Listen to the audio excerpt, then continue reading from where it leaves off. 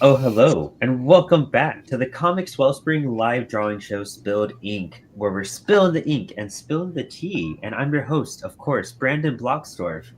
Super excited to be here as we are again on the, well, actually, not again, this is the final week. We are on the road to IC3, and next week, we're going to be there. And you know what? Max is going to be running the show next week because Yep. I'll be traveling.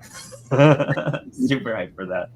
But we're going to be talking about IC3 all night. We're going to be talking about all these cool projects these creators have going on. There's so much we're going to do, and we're doing it with NOSFERATU. And, well, like I said, I'm your host. We have my amazing, astonishing, wonderful, brilliant co host, Max Flowers. Hello, Max. How are you? Hello. And we have a round of first timers hanging out with us tonight. We have Anthony Pugh. Hello, Anthony. Yo, yo, yo. Super hyped that you're here, dude. I was admiring your Instagram page like crazy. You have Thank some you. amazing stuff up there. I can't wait to see Thanks. it in person. Thank you. And you are drawing with the smallest pencil ever. I'm super hyped to watch this. I Super know these excited. things go quick, man. We have Anna Peterson hanging out with us, a great friend of ours from LKC. Hello, Anna. Yeah, Anna for does a having book me. called the Book of Rifters, and it's super rad. We had her on Inspired Ink, where you may recognize her from. And yeah, dude, I haven't seen you since Heroes, but I'm super excited to be at IC3. Once I saw you were on the schedule, I got so hyped to invite you on the show. Yeah, I'm excited to be there. It'll be my first time. Where are you based out of again? Are you nearby, or is it like a hike for Minneapolis. you? Minneapolis. Okay, No, it's cool. a bit of a Yeah. hike. Yo, that's my hometown. That's where I grew up, born and raised. Sweet, Oh, dang. sweet. Yeah, I miss Minnesota, but I don't miss the weather. I was gonna say, you probably don't miss it this week. I don't know. I don't know how the weather's been for you guys, but It's just been raining, but yeah, I don't miss that cold, that brittle cold. It's been wild across the board. Honestly, I'll tell you guys some wild El Paso stuff I heard from my hometown. But we also have the amazing Jeremy Heiler. Jeremy, dude, cool randomly talking about you on the live today, and now I get to draw with you, which is super exciting. Yeah, I'm excited to be here. Thank you for inviting me.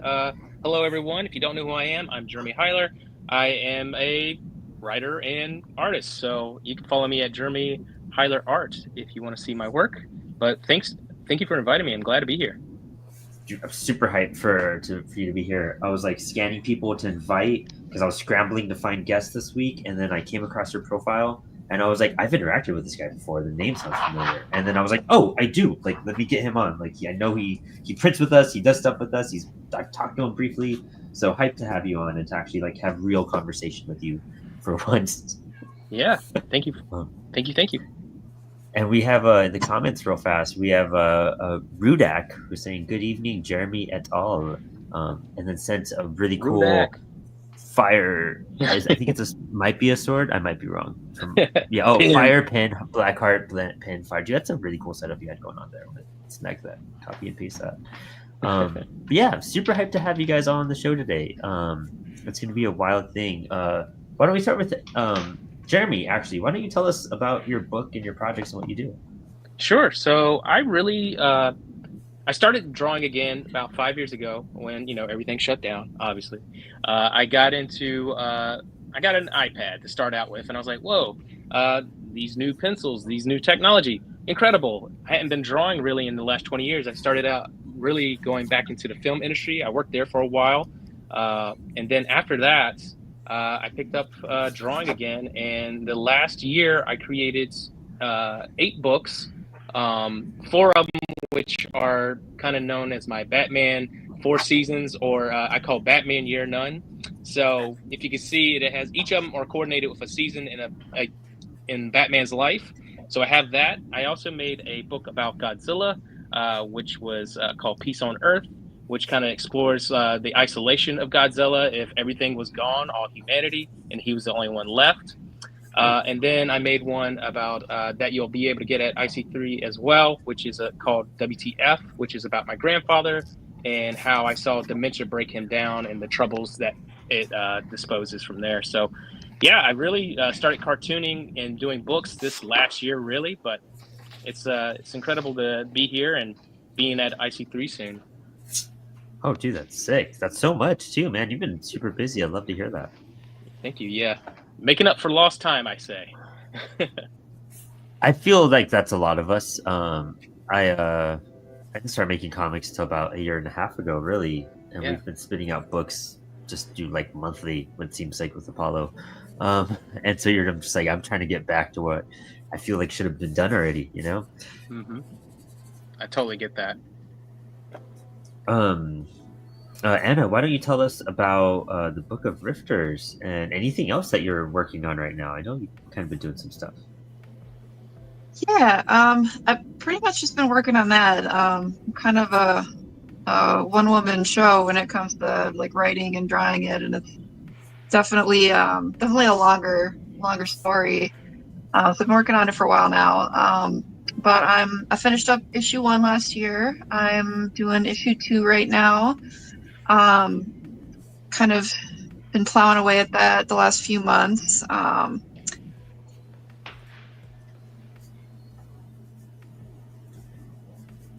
Dude, that's awesome. Sorry, I was really trying to get this ear down real fast. I was scared.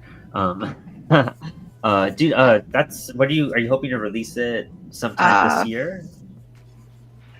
What's that? Are you hoping to release issue 2 sometime this year? Yeah, I'm hoping to. I'm hoping to by early summer. I feel like I always think it's going to be a little bit sooner than it is, but I'm trying to really push it this time, and I think it's going a little bit faster than it was the first round. So I'm shooting for early summer right now. Sick. But yeah, first one was I think like 52 pages, and this one's looking to be about the same. So looking to get that out. So yeah, it feels like it's slow going because like everybody around me is like, oh, I'm putting out like a million things this year, but my projects tend to be a little bit slower on the release, but they tend to be a little longer. So hopefully that makes up for how long it takes for me to get them out by myself. Well, also like the Book of Rifters is like such a gorgeous book in general. Like what you put into the art and the story itself is so. I mean, it makes sense. I kind of like that you pace it out because I think there's a lot to like absorb in a way, and there's a lot to appreciate in there as well. I mean, Dan Price is on issue 3 of Bigfoot Knows Karate. Like you are on the right track by all means. Yeah. But I appreciate you saying the color thing. I also have kind of like a film background too. I did a lot more editing, kind of like corporate and smaller film projects. But my favorite part was always doing like the coloring in the final product. That's probably my favorite part. So, so yeah, I definitely love doing that stuff. Ooh. Dude, that's sick. Yeah, that makes sense. That totally makes sense.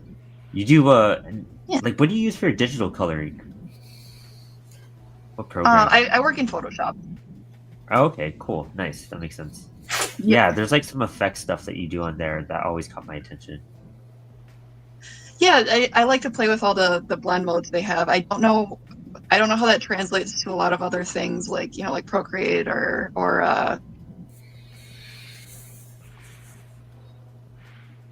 like Clip Art Studio, I guess.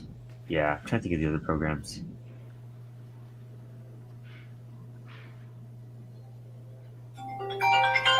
like experimenting with all that stuff. Hi, baby. Right. Anthony, why don't you tell us about your projects and everything you're doing? Yo. Oh, geez, what am I not doing? I recently, I should show this. This came out 2024. Ooh. Last year. It was like my first big graphic novel with Abrams Books. So Nice. this was a whole book about Anansi, the spider god. It's old African mythology. And that's just like big old horror story and stuff. It's pretty fun. That took me about almost 2 years to finish. So since I finished that book, I've been just working on this book, and I hope to have copies for it next week. This book I made called Doomstar. and Oh, that's sick. just me. Yeah, that's just me letting loose. Just Nice. I don't really consider myself a great writer, but I was like, I'm just gonna draw whatever I like, and I don't know, see what happens. Yeah. I've just been freelancing illustration, doing. I do like freelance storyboards, and this one guy always contacts me. He works for his advertising agency, and I'm just doing like comp sketches and stuff. But yeah, and working on a couple pitches that I hope might go through, but that's like such a tough hustle. Especially, I feel like the industry's kind of changing, with every year and stuff. So it's just kind of like I don't know. But if pitches that are rejected, I'm probably if I really want to do it, I'll probably just do it on my own and kickstart it or something like that. Yeah. But yeah, and aside from that, I'm just trying to keep up with the family and then trying to do art as much as I can. Oh, dude, yeah. It's that's the weird thing about figuring out how to pitch to other publishers, or even for how publishers can take pitches with the mass amount they'd probably be receiving at this point. Like, Yeah. I'm even unsure how that works in the industry at the moment. Well, I can pitch to Abrams just because I published with them already. So like, the guy, the people I know there and stuff, they're like, yeah, we're open and stuff, and I've already kind of told them some ideas. So I just gotta like put together the pitch and stuff. So Oh, nice. I don't know, but you know how the industry is. It's kind of like you don't have to know everyone, but you gotta know somebody. Yeah, exactly. It's kind of, but yeah, who knows. So I'm just gonna keep it rolling there. Yeah, dude. I mean, that's like the biggest thing is like you have to know at least somebody, like if you have to network and you have to find people. I think it's like how you meet them too matters a whole lot. Like when you make that friendly like connection, that seems to go further than like the business networking kind of connection. You have to like almost find their friends to like be friends with, to like get with them. Especially in comics, I've noticed that like, especially in comics, in other commercial work, it doesn't really seem like you have to be like super friendly. You just got to be super professional and get to work. But in comics, it feels like there definitely needs to be kind of like a good vibe between creators. I think it's just because it's just like comics are such hard work, and it's like a marathon, so it's just like you got to make sure that or at least from what I can tell, that because you're going to be dealing with people for months and months, versus like illustration, you're dealing with people for like a week. Oh yeah, no, that totally makes sense. Yeah, because comics can be years of a project, or the extensive work that can go into just even a single issue, to be honest. Oh yeah, most definitely. But sorry, I have to fix this whole head. It didn't go in the direction I wanted it to. Yeah, thanks for having me on this. This is cool. I'm glad to meet everyone here and stuff, and I'm assuming everybody's going to be at the con on the 15th. I look forward to meeting you guys in person. Yeah, there's like a fun bond that comes between people that come on the show and then like meeting in person. It's always really cool, and I think we've set up so many groups lately that everyone's gonna have drawing buddies no matter what, because they've had drawing buddies on the show. Nice. And then like a lot of these creators that have come on, I've noticed that they've become friends like outside of the show, which is really exciting for me. I love being able to bring some people together and like have them have people they can rely on for just keeping them accountable for drawing and being in the scene. That's pretty cool. Yeah, I know it. I know the show through Chris Anderson. Oh, nice. Yeah, I love Chris, dude. Yeah, and it's crazy because we're from the same town in Minnesota, but I didn't know him, and we both were at a con in Minnesota, and we're just like, dude, we were like literally, you know, in the same town. I mean, or no, it's kind of crazy. It's just a small world. That is insane. Yeah.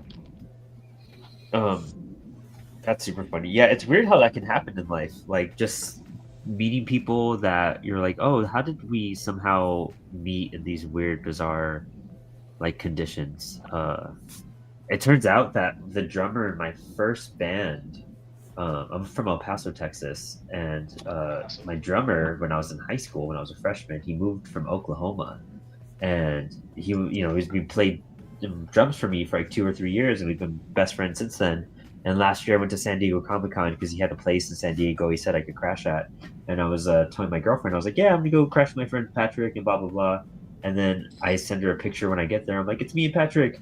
And she's like, that's the Patrick you're talking about? And I was like, what? And apparently she went to middle school with him in Oklahoma.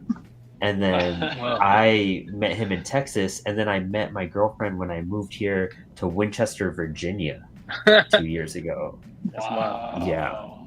Yeah, insane, That's dude. wild. Like super insane. Yeah, small world sometimes. It really can trip you out.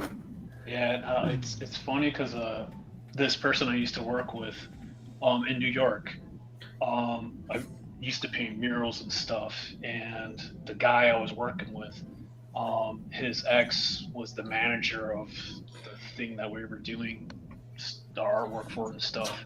She was actually from Minnesota and stuff, and she used to go fishing at the same lake that I used to go to and stuff, and it was just like, and we never met, and she like literally like knew some people that I knew and stuff, but we just never met. And I was just like, of all the people I've met in New York City of 8 million people, I bump into somebody. That's Yeah, just a honestly. strange thing, but that's just That's wild. Yeah, freaking crazy. Super, super crazy. Were any of you guys at IC3 last year at all? No, this is my first year. Oh, It's okay, my cool. first year too. This will be the first time I'm at a real event tabling. I went to a small thing that was happening for a local comic book shop. They were having Daniel Warren Johnson like sign some stuff, and they're like, "Hey, local artists, come join." So I just cool. kind of dashed something together real quick. Oh, wow. But this will be my actual first con. Oh, sick, dude. This is gonna be super exciting for you. Oh yes, I'm very excited. Overwhelmed but excited. Real quick, Rudak just asked, what all goes into a pitch package? Pitch packages. There's well, the one I'm working on now, they require to see at least 3 to 4 actual sequential pages. A description of the story, the whole story, beginning, middle, and end. Character designs of the least, the main characters, and what else?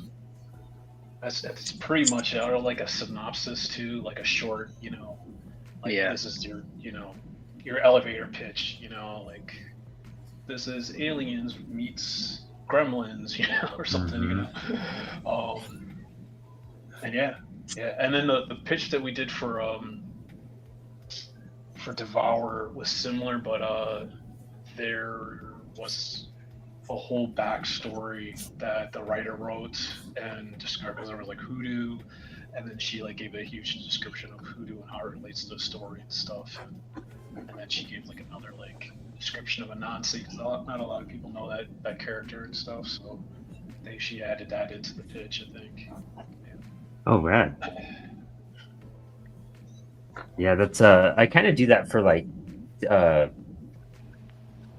team. I just kind of want a pitch package. I want to know everything that's going to happen in the issues. I want to know a 1-sentence pitch. I want to know a synopsis, like a brief overview, and then like the extended drawn out overview. And then typically just kind of roll from there.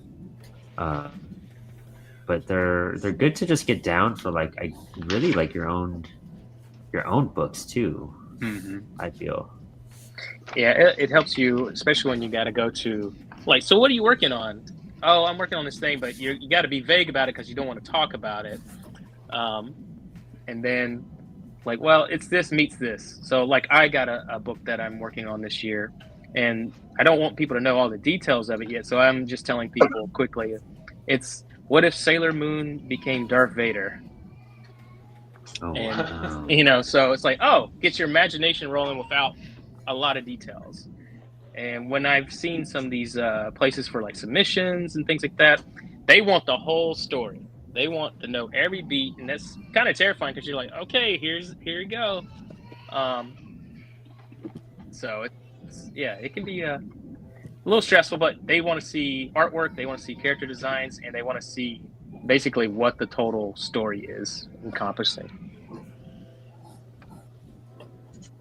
Yeah, and honestly, like, and if you don't know that for your own story, you're probably not going to go very far with that story yourself.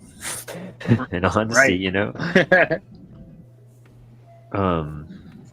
I've realized that with my own books when I'm just like talking about stuff, and I'm like, oh yeah, like Fake Your Death is a series I've been working on, and I have it pretty down, but I don't have like my one sentence pitch. I don't know how to say it in one sentence, and so I was like, I need to work on that. Like, I truly don't know what I'm doing until I can say it in one sentence. One like clear, simplified pitch, you know, because if you can't get that down for yourself, you're not going to get it down for a customer, you know. That's what Right. you gotta get.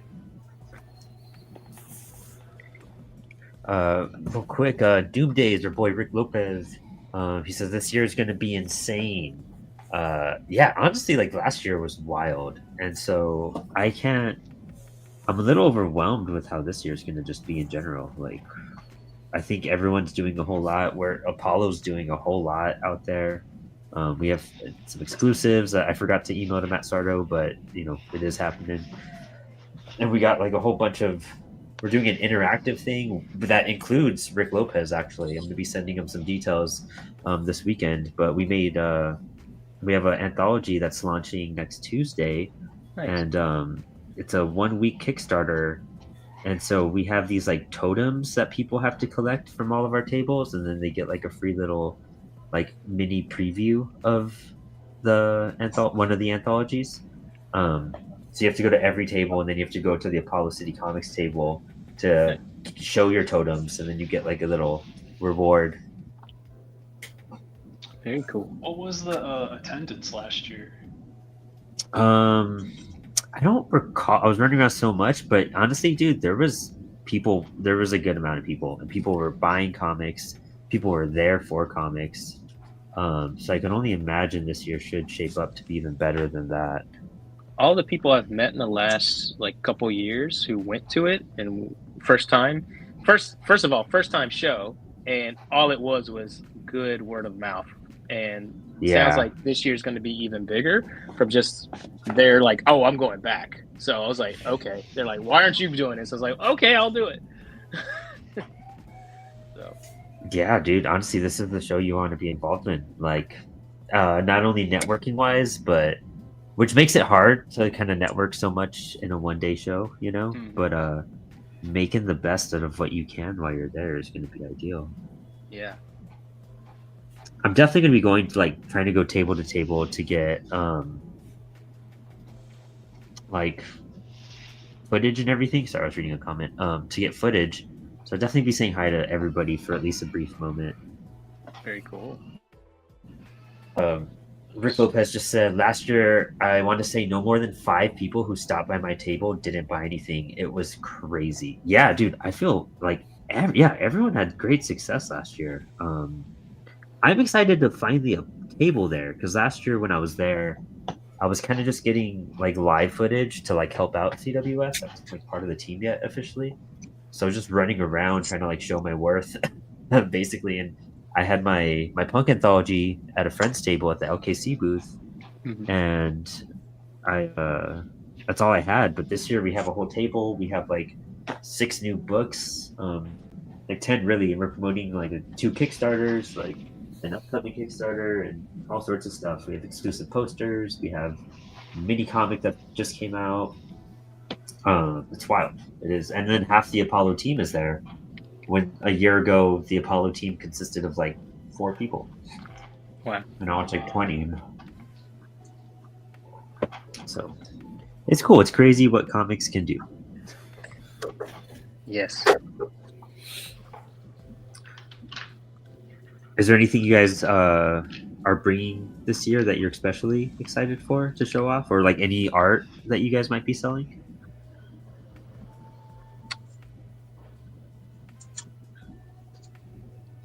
Yeah, I'll have so the same week that this event is happening is the 30th annual anniversary of Chrono Trigger being released.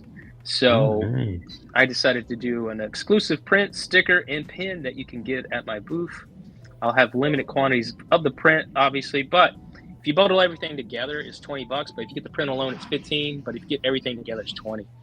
I'm having that, and then I'll have my narrative sketchbook, the Batman Year One, available as well. So I'm excited because this will be the first time I have that collection available for the public as well. Oh, cool. That's super rad. Yeah, I'm excited because the prints and everything came out really well for the Chrono Trigger stuff, and I think people love it just because it's something that they know, and I tried to emulate Toriyama's style, but with an original piece out of it. Were you the one that messaged about like getting a Chrome? Is that what I'm remembering? You wanted, yes. Yeah. I was trying to figure it out. No, it didn't end up working out because the way I wanted to, it sounds like it just wouldn't be possible yet, but maybe in the future. But I just made a nice print, and it came out looking pretty good anyway. But I was like, man, I saw the Chrome thing that you mentioned. I was like, oh man, I wonder if they could do it this way. But it sounds like it would be like a 2-layer process, which might be more difficult or tricky to get over. But maybe in the future. Oh yeah. Okay, that all makes sense too. Yeah. Printing's tricky. Yeah, I know those foil machines can get really wild on capabilities, and we just got this like new foil out, but it doesn't go on white, but it makes everything else really cool. Like there's just so many, and it's a different type. Like I don't know, foils trips me out. All those type of options. Yeah. Even the foil I got. I'll show you guys real fast. Actually, I have it right here. But this is the poster we have. It's the High Adventures of Weed Wizard and Bong Boy. It's this foil. If we see it, you can probably see it better in person. My camera's all close up. But the entire back of them is this violet foil that's kind of stitched, so you can still see the background. Wow, that's really cool. Yeah. Bong Boy? Yeah, so Bong Boy's really good. Oh yeah, the art's by Evan McGuire. So the High Adventures of Weed Wizard and Bong Boy is about, Weed Wizard who could turn anything into weed, and Bong Boy who's just a literal bong that skateboards. And they go on crazy adventures, and they fight crime. Like they fight their street villain is Reggie, and then you have to fight Dub and Dimebag and Nickel, these little henchmen. And eventually he moves on to like the cosmic stuff, like Gravactus, who uses the gravity bomb to smoke planets. And he teams up with the Silver Swisher to like fly across and fight him. Yeah. I'm really excited about the series. It's like a dream come true of mine. But Evan's art just kills it. He just that guy is just so good. He has the animated look it needs. It needed like that Adult Swim vibe to it,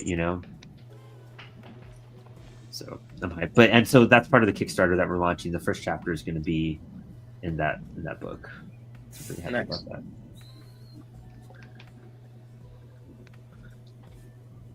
Very cool.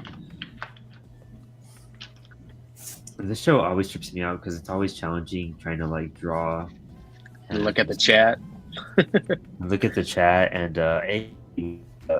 AJ says those Batman issues were some of my favorite comics of 2024. Jeremy crushes it, dude. That's super awesome. Oh, thanks, Rick. I gotta check those out. They sound super interesting. Was it like a bootleg version that you did, like your own style? Basically, it's a black and white. It was 4 books, so I have them snow, rain, heat, and fall are the 4 chapters. But it's all black and white, and there's no dialogue. So it's a narrative sketchbook for essentially like check out how storytelling can be. but I'm just like, hey, let's use someone that people are familiar with. Let's use Batman. So Oh wow, that's cool. yeah. Max's new book on Kickstarter, Family Man, is a wordless comic as well. Oh, cool. Max just like killed it with that. Yeah, I do have. There's like less than 10 dialogue balloons all at the very end, so there is some dialogue, but it's nearly 48 pages of silent comics. So yeah, focusing on that storytelling aspect and how you can push that. Yeah, it's really a fun way to explore like the visual medium, using it as much as possible. Oh yeah, that's really a lot of fun. And it's kind of interesting because the way I'm doing this series, Fake Your Death, China Rosemary, we're doing it very Marvel method. Like, just gave her some plot outlines and she's drawing it, and so I'm writing the script over it. And it's so interesting working when you're just going through like using the art as the main factor of storytelling instead of trying to rely on a script and do it like that. It's very it makes my brain think so different because I'm no longer as in control as I'm used to, I guess. Mm-hmm. But the outcome should be cool. Very exciting. Anna, what's some of your process since you do everything yourself? Do you work on a script first? Do you do art? Like, or do you kind of like just do layouts and then start?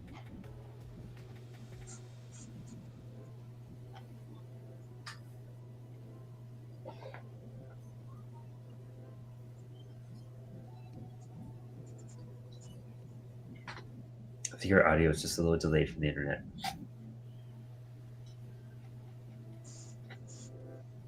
Oh, let me see the comments real fast. We have Tiny Viking Productions. Hey, our boy Nick.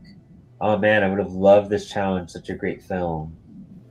And he also says, though I have to say I like the first half way more than the second. Have you guys seen the new Nosferatu?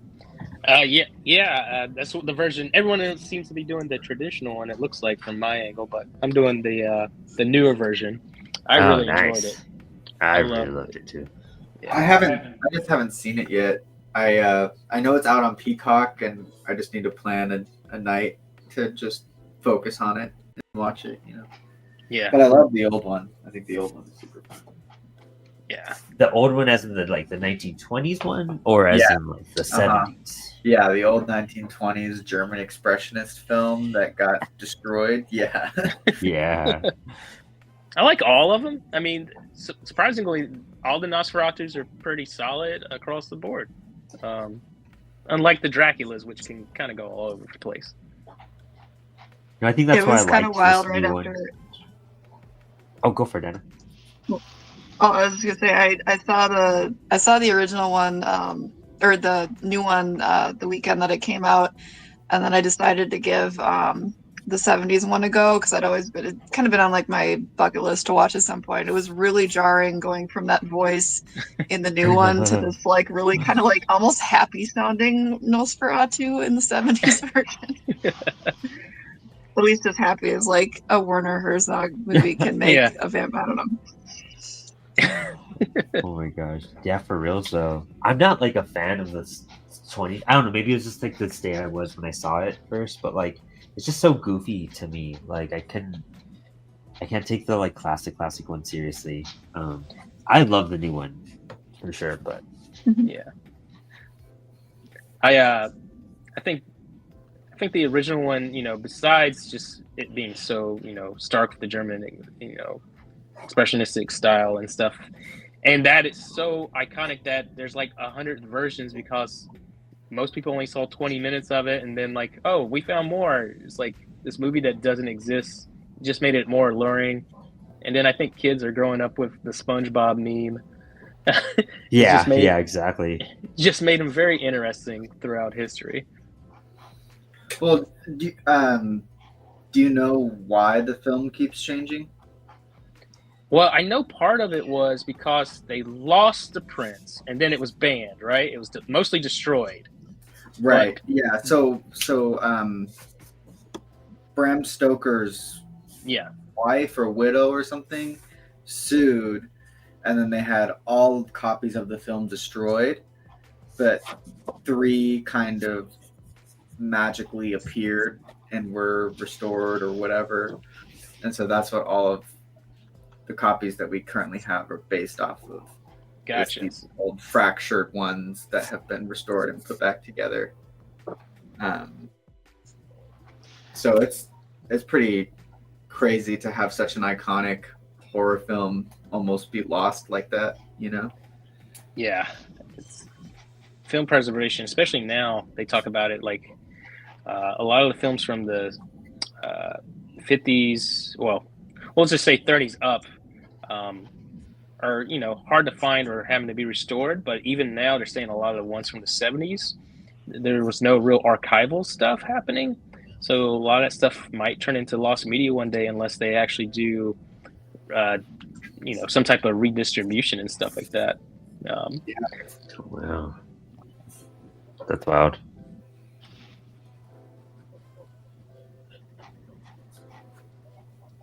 It's crazy how that can happen. Like, and you know, even with comics, do you think about how much comic art has been lost in the years and the decades? Like, that's it's just heartbreaking when you lose like art like that in general, from films to anything. Yeah. Real quick, Doomsday, Rick Lopez said, "Absolute who?" That's funny. That's towards your Batman book. Erwin Papa says, "Hey," and Random Access Streams. Hey, Erwin Papa, my bad. I didn't just blow by that. Hello, thanks for joining us, my dude. Random Access Streams says, "Prints survived in U.S., France, and Spain. All the German and British prints were destroyed." Oh wow! There. So there you go. Yeah. That's wild. Just one of these elusive films. It's shocking that it got saved. Yeah, in such a way too. Especially like you hear like the recent stuff. Since everything's so digital now, like that, you know, they canceled that Batgirl movie, and basically they were like, "Oh, can't we release it?" And then the CEO was like, "No, we're just going to delete it from our hard drive." You're like, "Jeez." He's like, "That's his negotiation tactics." Well, we'll just delete it, then no one will have it. So I wanted, God, I that's wanted horrible. to see that. It looked actually kind of cool. I was kind of curious, but That's what happened with the Junji Ito manga that came out on Uzumaki. They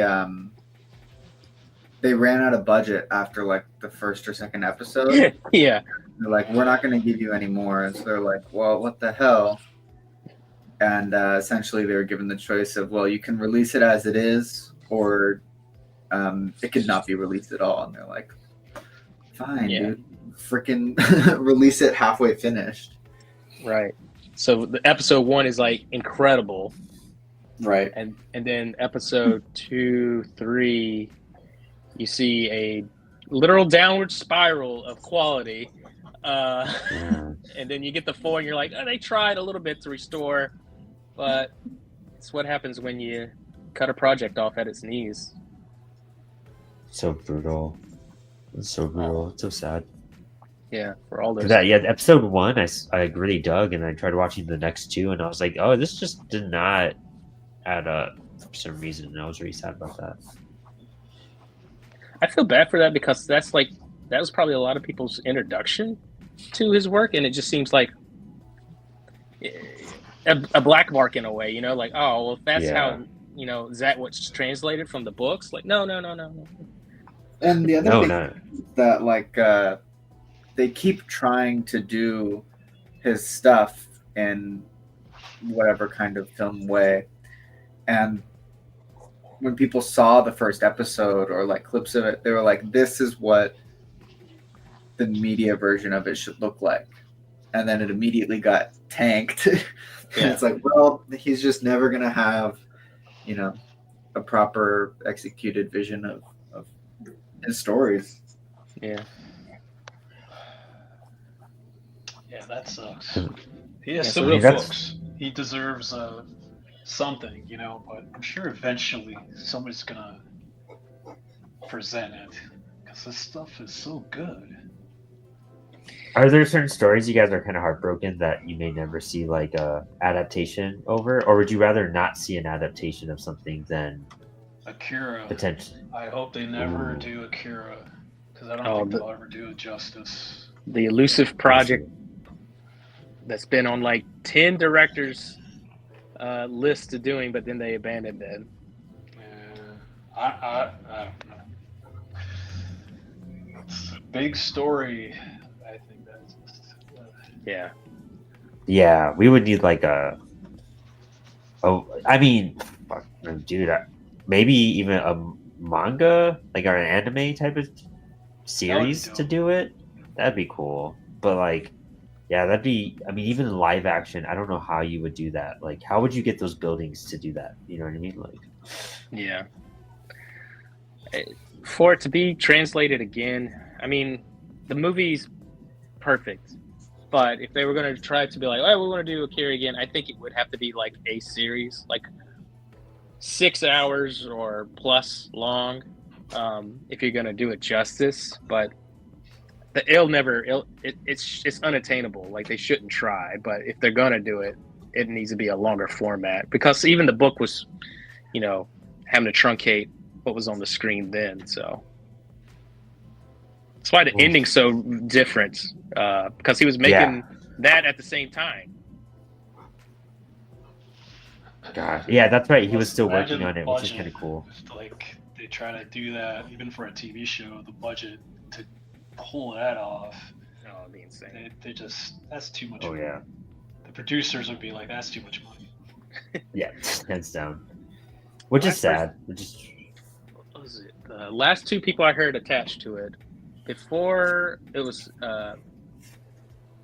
was it the guy who made Thor? Yeah, He was Waititi. Waititi. He was the last one I don't- attached. Before that was Jordan Peele, and then there was a bunch That's right. of people before that. But it's just like it needs to stay in development hell and not come out. I can see that. Random Access Stream says the American genre film archive is working on preserving and saving as many films from the 60s and 70s. That's great. I mean, that's something we do need. And he also says not even an anime made today will look as good as the original film if they try to adapt it to be closer to the original manga again. Right. The Japanese anime industry is a shadow of what it was in the 80s. Yeah, dude, it's insane. That's so true. Yeah. That's that's just like Ralph Bakshi films, you know what I mean? Like we're never gonna get like movies the way he was doing them or trying to do them either. Oh, Bakshi. Yeah, let's see. My well, they were hooked me up with this. I was working on a project, and Ashkey was doing a Kickstarter, and he contributed it, and he got this piece, and he gave it to me because I was working on this project for him and stuff. So this is kind of like my prized possession of Ashkey's stuff. And I'm like, I look at it all the time because I guess he just like was banging these out, but it's his artwork is nuts, man. It's crazy. so interesting. I guess the stream froze for some people right now. Sorry about that, guys. It's actually pretty windy here in Winchester, Virginia today randomly. I think we were saying that at the beginning of the stream. The weather's been kind of crazy everywhere lately. Like I know back home they have the craziest winds and dirt storms right now, and here it just dropped in temperature. We've had crazy winds. Yeah, we had tornado yesterday. Yeah. Oh, where are you based out of? I'm based out of North Carolina. I have a place called near Greensboro, North Carolina, but kind of in between all that. Okay, cool. Makes sense. About an hour from Charlotte for Heroes Con and all that stuff. Oh, cool. Yeah, I have friends and family like near Dallas and everything, and they had some crazy stuff to deal with. Like they were getting like tornado warnings this week and whatnot. It's super insane. That's on my list of cons I really want to do is Heroes Con. Hear nothing but good things about that show. Have you guys all done that show or? I've attended it multiple times in the last. Well, I used to go back in the day, but I started going back 2 years ago, and it's an incredible show. They actually seem to care about comics and creators versus just memorabilia, which a lot of these other larger shows tend to be more interested in. Really great. I know Rick in the comments has been there. I met him there last year at it. But yeah, it's a really great show. It was fun. I went last year. I didn't have that great. I didn't sell very much, but I was in a weird spot for sure. I know people have had a lot of success there, but I was just in a weird. I was right next to like Jimmy Palmoni and Amanda Connor, and as cool as that is, and the Cuberts, but like everyone went to them. Nobody cared about indie comics like in that region where we were stuffed. But Anna was there too, actually. Yeah, How did you do that was my first one. I feel like my sales were a little on the low side. I did a decent amount of walk-up commissions though. That's cool. Yeah, I just threw a sign up, and then yeah, that was pretty much that was most of what I made. I didn't sell a lot of comics or art, but I did a lot of commissions there. That's cool. Oh man. But networking wise, dude, it was such a good time. Like it was just great. Yeah. Tiny Viking Productions real fast before we stray too much into heroes. He says, "Yo, is that Last Days of Coney Island from Bakshi? That image you brought up? I guess it was. That does sound familiar. If it was from that Yeah, I Kickstarter, think that's what it was. within that time frame, I guess too. With doing that, yeah." Rick Lopez says, Heroes is 3-day IC3 amazing show. Yeah, dude. I mean, I know Rick was killing it. You guys were in the Indie Island, and you guys had great areas. So it sounds like position. Sounds like position's a big deal there. Then. Yeah, that's what I've heard from a lot of creators. That like, oh, my first year wasn't that great, but then my second year I just like killed it. You know. So I think it just varies on a couple things. Mm-hmm. Even some people that I know are great people who table really well struggled, but then like it was where their spot was more than anything.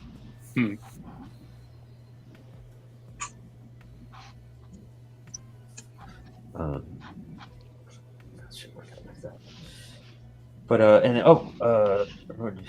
it's funny. Rick, so many people are saying hi to Rick Lopez in the chat. I love seeing that. I love it, like knowing everybody knows about Rick Lopez. He's like one of my favorite people ever. Oh dang, dude, my whole house just like creaked from the wind right now. Oh wow. I think I can hear the wind. There's like a sound thing from someone's speaker, but it's not that bad. Oh, okay. I thought it was the wind itself. I was like, man, it's really pushing. I'm just like drawing outside tonight. I'm just like, yeah, I thought I'd switch it up. Oh, have you ever done that? Not in like bad weather, but yeah, it's actually kind of nice drawing outside sometimes. It feels different. Mm-hmm. You're like that meme with the butterfly in his hand. You're just like, this is life. It is a different experience, but man, I'll get up like we do like a family event where we go to the beach once a year, and while my kids and wife are still sleeping, I'll just go outside and I'll draw while the sun's coming up, or I'll draw in the darkness when everyone's asleep. It's kind of nice. Kind of nice just hearing the wind and hearing the ocean. Oh yeah. I put on like ocean and like wind sounds like when I go to sleep. It's just comforting. I think that's also from living in a windy city. I kind of just find that comforting. El Paso's horrific with winds, dude. Really? Yeah, they have like 70-mile-an-hour winds this week. My dad was telling me. Wow. And it's just dirt too, which is brutal. Like it's just brown dirt. Yeah, they have like the air qualities like in the 400s, which is like super hazardous. It's terrible. Like, I'm sorry. I love Virginia. Virginia's so fresh. Much better. Yeah, Yeah, 'cause I came here and I was like, dude, I could breathe. There's like color. It's kind of wild. Rick Lopez says, Heroes is my favorite show. Indie Island is the spot for sure. I can't speak for other areas. Yeah, and I think you have to like table there once or twice to get into Indie Island too. Unless you're like part of a group or something that works out. Yeah, their thing online says they'll handpick people for it. Mm-hmm. So I'm like, okay. Yeah, that's what it is. Yeah.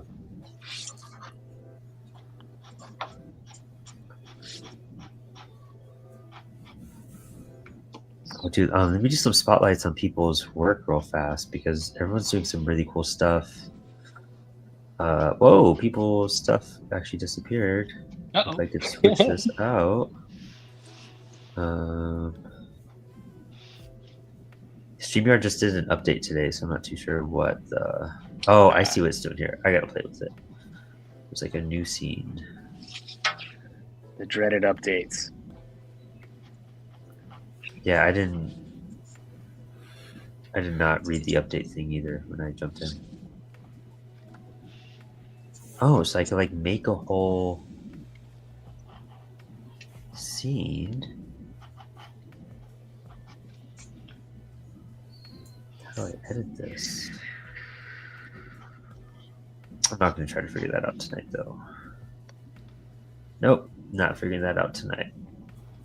Well, everyone can maximize their screen and see what we're doing. Dang, guys.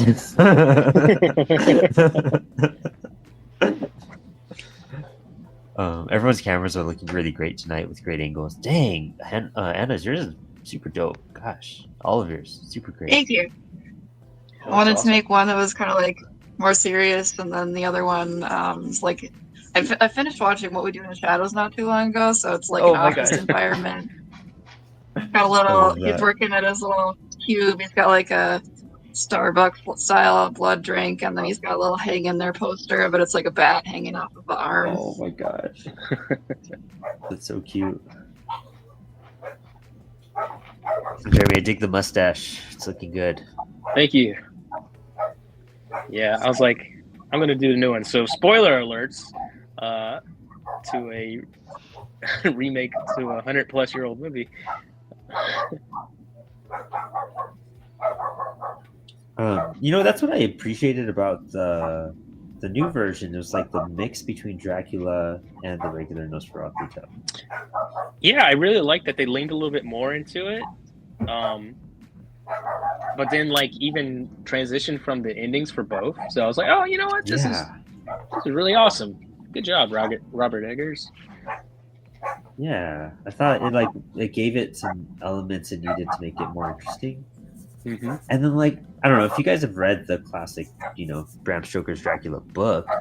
The focus is so much on what's her friend's name? I forget her friend's name, but the one that dies first. Yeah. It's half the book is on her, and I just got bored. I'm not like a fan of the Dracula book. It's a little stilted. It's a little definitely. I like the Coppola version a lot, and of course the 30s version, and some of those Hammer ones. But Coppola, I think he really knocked it out of the park. Even though I know a lot of people are yay or nay to it. Oh, dude, I love that's classic. That's Dracula to me practically. Right. That's like the Mary Shelley's Frankenstein. I forget who directed that, but that was a great version of that movie. Kenneth Branagh. Oh, there you go. The guy who made Thor 1. Oh, really? Huh. Yeah. Dang. Big guy. And they liked him for Hamlet. He directed the Mel Gibson version of Hamlet in the 90s. But he's just one of those Shakespearean type guys. And he acts too, so you'll see him he's what's his name? Oh, the on the Orient, that movie, the Murder on the Orient. He's the inspector. Oh, I forget his name, but I know exactly what you're talking about.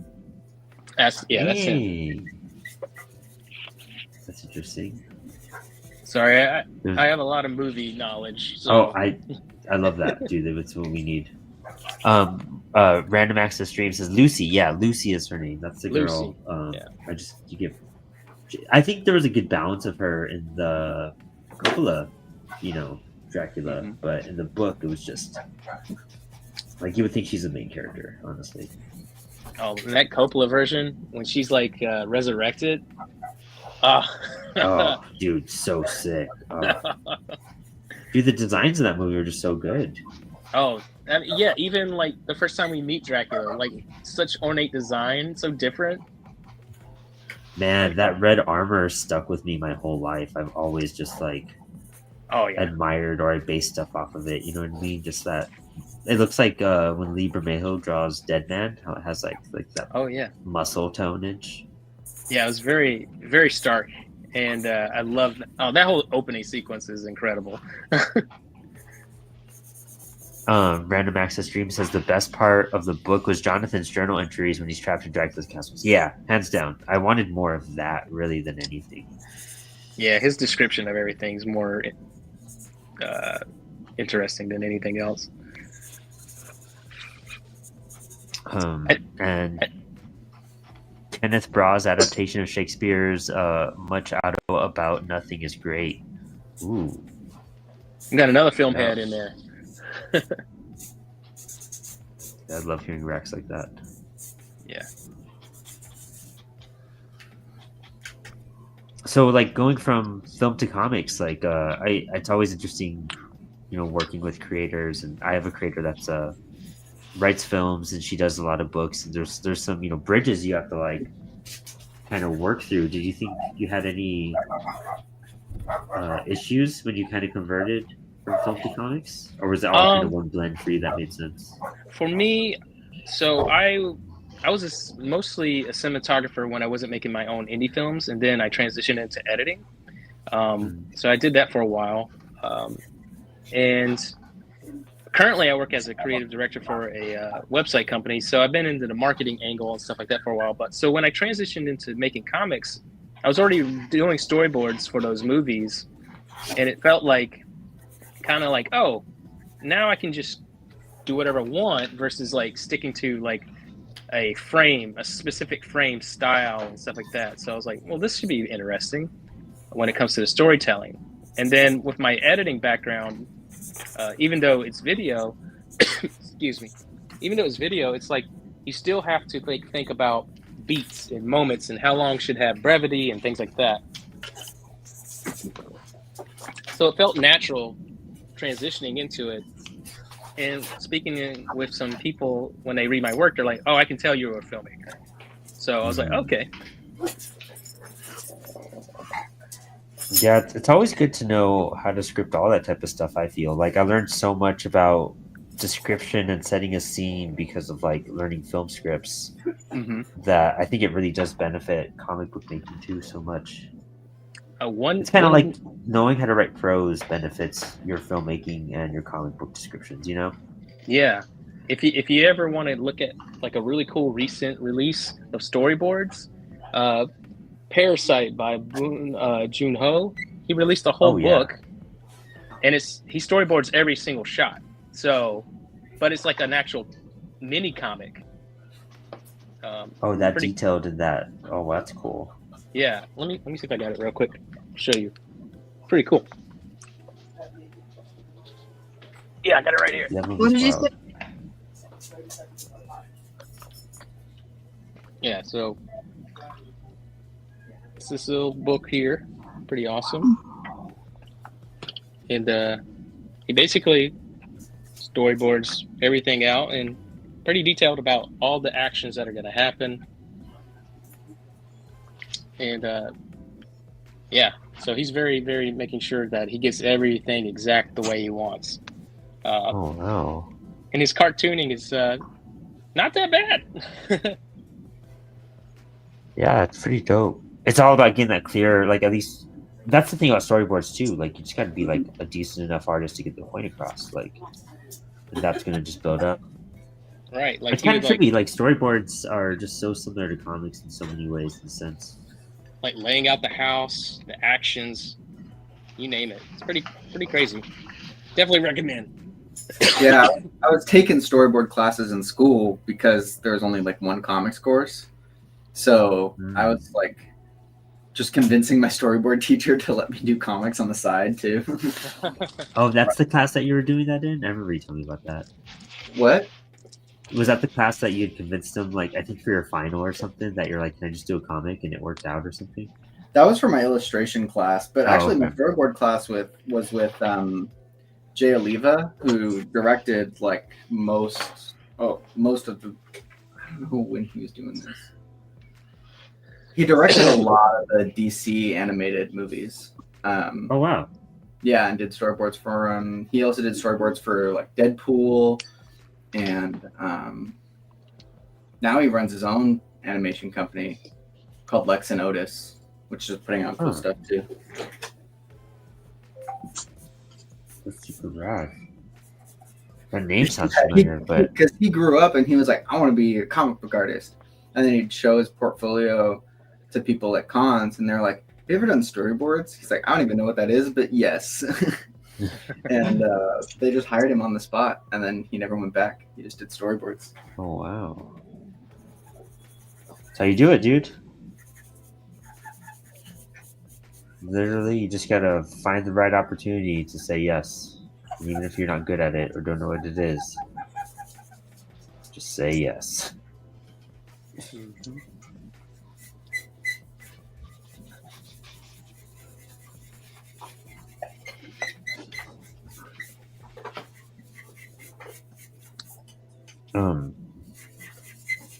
Sorry, I was focusing.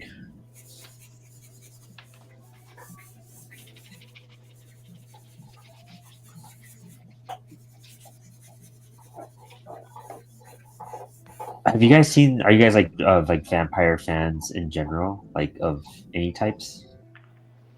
Yes, pretty much. Yeah. Anyone seen that Yeah. new like vampire show? Have you seen the new interview with the vampire show? I'm super curious about it, but I don't know if I should waste my time with it. It's I on heard good AMC, I things. think. I heard good things. I just don't have AMC. Right, same. I think the first season is on a couple of other streaming stuff right now. Oh really? Huh. I think one's on Paramount, I want to say. I think season 1 might be on Paramount. I'm not too sure. I did like True Blood. I got into that for like a second. I checked it out. Pretty good stuff. How many? There's what True Blood, and there's like the Vampire Diaries, and When We Were in the Shadows. It's wild how many vampire-based shows there are, just floating around that are super popular. I love Castlevania. I haven't seen all of it. The game and the show. It's really good. Yeah, incredible work. I'm a big 30 Days a Night fan. Oh yeah. Oh, it's good. Yeah, I really like Underworld too. Oh, yeah. You get vampires and werewolves with that one. I like anything that shows You guys read- like vampires as more like monstrous than like the romanticized vampire. I'm a little on the fence with both. You know what I mean? I do like a good blend. I guess whatever it calls for, but I'm a fan of both. You know what I mean? Like I've sat through Twilight with my girlfriend. You know what I mean? I can see some appeal there. I never thought I was going to see the crazy resurgence of Twilight. It's just like, it's crazy how hard it came back after it kind of died out for 10 years. Yeah, It's because it's now like a camp cult classic, you know? Yeah. true. Well, the actors are also We being tried to- reevaluated at the same time. They're like, oh, maybe they weren't bad. Yeah, yeah.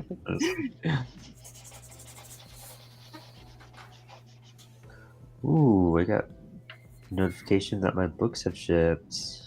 My books are gonna get here right in time for IC3.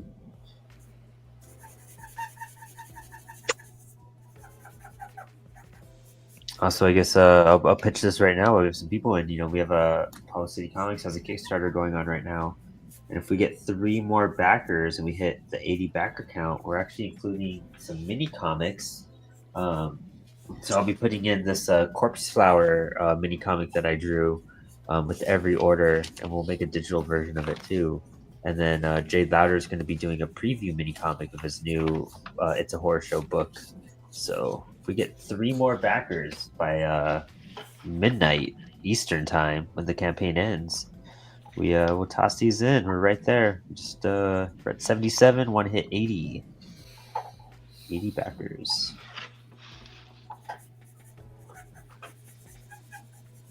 And I have a Kickstarter out right now too, as well, for The Family Man, 48-page silent horror comic that I did with Nate Price. Also being put out by Apollo and Pork Chop and Rap Brain and all that stuff. Super hyped about Max, that. you put It's out been so much. good. You put out so much work. I'm starting to think you might be a vampire. Like, I don't think you sleep ever. Most of my work's not even like sequential pages. It's like letters and stuff. But I just like to help people out with their projects and stuff, you know. More comics is never a bad thing. Max doing all my letters is like the coolest thing in the world. I'm always so hyped. Like, I think, you know, having a letter that, you know, is also really excited to experiment a little bit and like challenge themselves and like try new stuff. Like, I think that's why Max works so well. Like for my projects, at least, like they're all pretty different in different ways. And so he's able to really kind of like, okay, I get to test it. Like broadcast was pretty radically different from a lot of stuff. Yeah. I could tell you had fun with those, especially that interior page.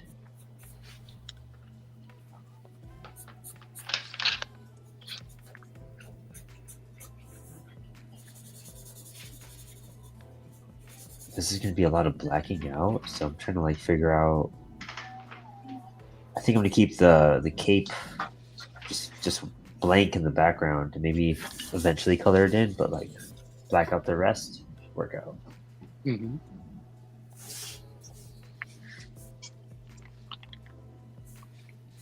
Are you all So- primarily traditional artists, or do you guys do a lot of digital work? A mixture. Ooh. Both. And is that for like drawing and like coloring, or is it like both because you guys mostly color with digital? Same, both. I'm picking up more coloring traditionally now, mostly based on commissions. But a lot of my comics are all digitally colored. Oh, nice. How do you Definitely approach your digital. traditional coloring? Yeah, honestly, I want to see Anna draw. Color digitally because you do so many just cool things. I'm also not very Photoshop like literate, so that'd be a fun little thing. I know I should record, more for like posterity and just like having stuff to kind of put out there. But I feel like I'm always like, oh, I'm gonna do it this time, and then I get all the way down, and I'm like, well, shit, I forgot again. I should though. Yeah, I feel that. I think that's like it's a habitual thing you got to figure out. You know what I mean? Like, and I mean that's why kind of Procreate's a little cool because it does the self-recording every time, no matter what, practically. That's the one thing I will give that at. Are there any guess we lost good Jeremy. recording softwares out there that people really recommend that are either like free or open source or aren't crazy expensive that people like? OBS is super easy and free, and then for video editing, DaVinci Resolve is free, And it's incredible now. Yeah, it's amazing what you can do in that software. Yeah, it put Adobe to shame. Even though I'm been working in Adobe now, ever since they transitioned from Final Cut Pro to X, I transitioned out of there. I've been using editing software since 2003, so I've gone through them all. But Premiere seems to be where, because I got to work within the Adobe library, but I'm always impressed with Black Magic's resolve tools and stuff like that. And for free. And for free, how could you not like that? Dude, yeah, that's one of those things. You're just like, as an artist, every single cent counts. Like when you invest into that type of stuff, it's a risk too.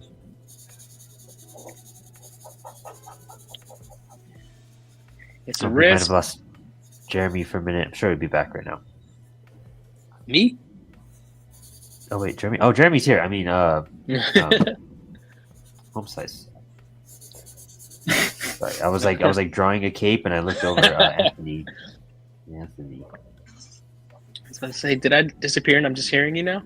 Yeah, you're just like my ghost. Oh no, I'm a vampire.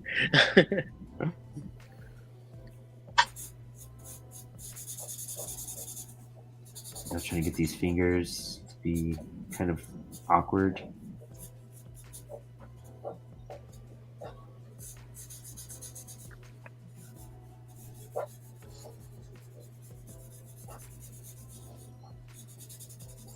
There we go. It's kind of funny, like after a while with every episode we just hear like tools on paper, you know, like it just gets quiet. All of us are like, I want to say something, it's just so hard to do it right now. So what was everyone's like first introduction to comics? What made you fall in love with comics? A Hellboy Library Edition. Oh.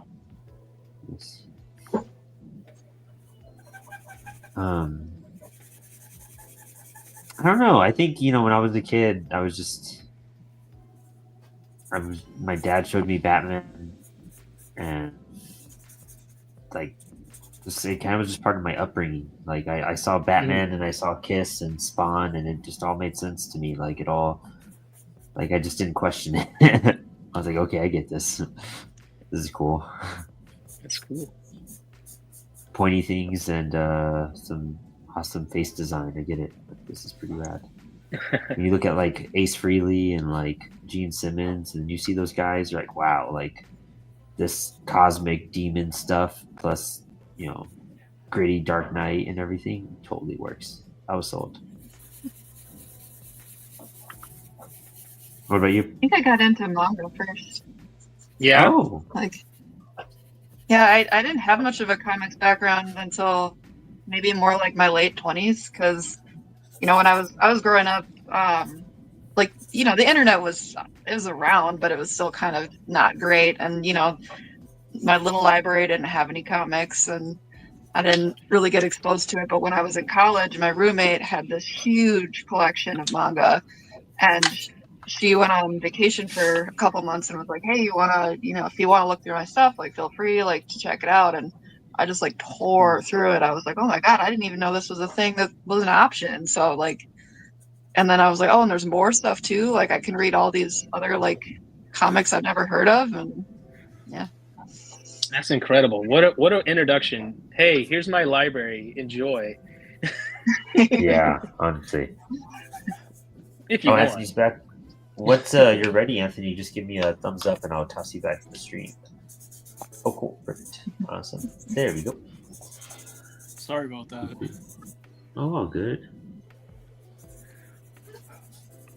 What got you into comics, Anthony? That's what we were just talking about. Like, Oh, my dad was into comics nice. growing up, and then I just had comics in the house, Spider-Man birthday parties when I was a kid, and my dad was into art, and he drew, and he was always bragging how good he could draw, and I just started drawing, and he just kept on egging me on to keep drawing. So, but now I think they're like, are you making enough money?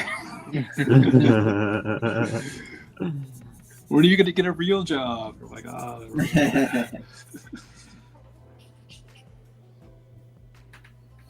Yeah, I get that. That's very understandable. I feel like my dad was just so accepting of me being a musician and just doing what I do. He's always been real supportive of of anything I do. But yeah, it's always like, well, do you have enough money to survive? Like, Mm-hmm. and if so, then good. But I was like, always got to keep that day job for right now. Yeah, my brother is in real estate, so it's like, Yeah. it's tough when, even though I pay my bills, I'm living, I'm happy, but my brother's like, pulling in more money than, and he can kind of, you can show for it and stuff, and it's kind of like, I know my parents are comparing us. Oh yeah. Oh, I get that. No, my brother has like 2 kids and all this stuff, and I love him to death. But then everyone's like expecting that from me, and I'm like, no, sorry. Like, I can't, and I can't even afford that either if I wanted to. It's a whole other thing, like, especially what I do. Yeah. CWS is a great gig, but it's not like breaking the bank on anything right now. Mm-hmm. Yeah, at the end of the day, it's more about what makes you happy, I love my brother to death too, but it's just, there's stuff where I'm just like, there's this stuff that you have to, like, more money, more problems, and Yeah, hands down. It's crazy how that works too. Whenever I start making more, and I'm like, oh, this is gonna fix everything, and I'm like, how am I just as broke? Like, this doesn't make sense. Yeah. I've definitely taken on gigs just for the money, and it's miserable, especially when you're an artist and you're like doing it for money, and it's like a project you don't love. It's rough. I don't like doing that. And personally, I just hope I can, keep making stuff that I want to make and get paid for it, which is the hardest. And I mean, and it's there's such a balance between how comics and art works too. Like comics, it's hard to make profit. It's hard to make some money. Sometimes it takes a while to get to that point. But also, not that we're in like direct competition with each other in that sense, but like, we're in competition when we're at a con and there's only so many dollars floating around that floor. Yeah. To get attention, Yeah, it being a niche market and like a niche medium makes it where you have to be marketer, you have to be complete entrepreneur at all times, just so you're making yourself viable. And some people can do it, some people have challenges with it, some people can't do it at all, and you hate it because some people are so talented, but sometimes it's like who can speak the best or network the best can really move. Oh yeah. Oh yeah. Dude, yeah. Hands down. It's weird how the world kind of operates off of that too, which is I've come to find out. Yeah. It's like what we were saying about publishing. It's all about who you know, where you know. With any sort of gig or any sort of position in life. Doomdays just pulled up one for them, a couple for me. Yeah, I'm in the midst of a sequential page wrap-up cover. Money's great, but I'm not McLovin it either. Yeah, like gotta sell yourself and the vision, no mediocrity in comics. Yeah, very, very true. Very, very true. It's finding your place and also like defining what like success means for you as a creator, like what are you looking for? How far are you trying to get? Like what's your long-term goal? And are you working hard enough to get towards that? Because depending on what you define as success can really determine the amount of work and you're gonna have to pour into it. And there's no template of how it's done because everybody's like path is so different. Oh, radically. Every artist I've talked to, like everybody gets in, their first gig in a completely different way.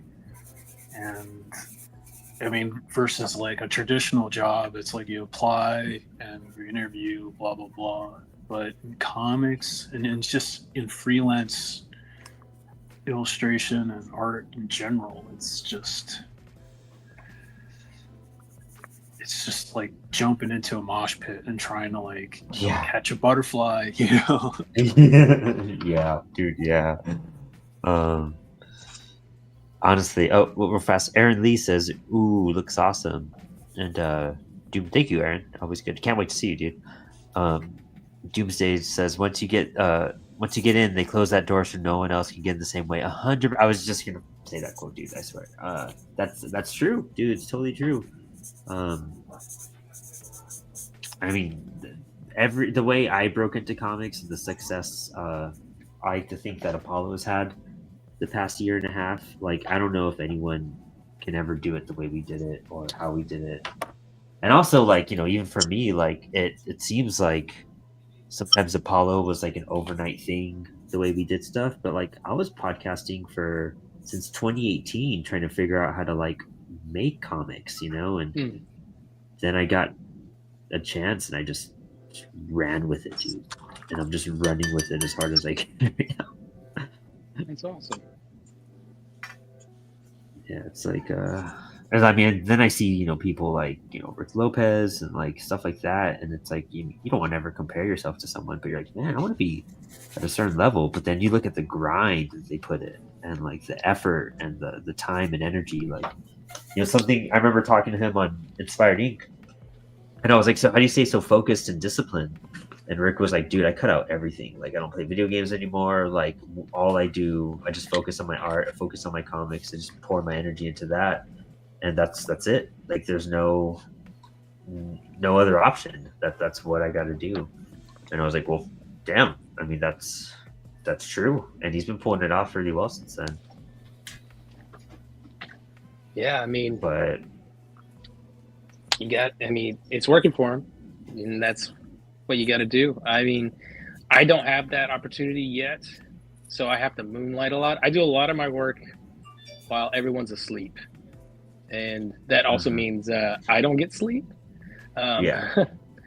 So I work like so I'm up like at 4:30 every day, and then I'll probably go to bed around 1 or 2. So I've been doing that for like a year. So I lived like a mangaka for a little bit, for like a year, making all these books last year. But I slowed down a little bit, so just so I can pace myself better for my own project. I was like, can I do this? Yes. Do I want to keep doing that? It's probably not good. Dude, I mean, Aaron Lee just said Rick is right. You know, he's like, yep, 4:30 to 6 is comics time. Yeah, man, you got to figure out the hours for you. And also have like probably an established thing with your family and like an understanding and whatnot. Like, yeah, for sure. Like my girlfriend knows, like I'm trying to learn how to draw, you know, like I've really fallen in love with it. So it's like when we hang out and watch TV at night, I'm typically at the drawing board, right there watching TV with her. That's how we spend quality time, you know. It's like we try to find that balance. Yeah, that's something that I've been training myself, is learning how to family, life, and the work. That has been the biggest challenge. My son's not even 2, so this is kind of like I'm still new at like the family thing, and you know, having a kid, it's different every day. Yeah. And yeah, you know, I remember when I was just solo and I was just working on I'm just, you know, I didn't know how, you know, I took it for granted how much time I had. And now I'm just like, oh man, this is, jeez. So pretty much I work until the evening. I'm up till like 3 o'clock in the morning, working on stuff. Because it's just the perfect time. So I get in a good 3-4 hours, you know, at night. But I get less sleep, so I'm a little cranky in the morning. I've noticed that some creators, even myself included, sometimes like I sometimes work better when I have less opportunity to work. Like I was unemployed for a bit, and I feel like I got more done once I got a job and like had time constraints versus like, oh, like I'm, you know, I've applied to 8 places today. I just got to wait and I'll just work on comics the whole time. It's like, no, I just like couldn't. I was like too anxious to like enjoy that at that point. I think for a I lot of started people, reading my comic. Oh, go ahead. Go ahead. Oh, I was just saying, the comic that I'm currently working on was, I started writing it years and years ago when I was pulling just like insane 60-hour-a-week job, but I would just come home and write it because I was like, I feel like this is the only thing keeping me afloat. Like I gotta have something to show if I'm putting all this time in.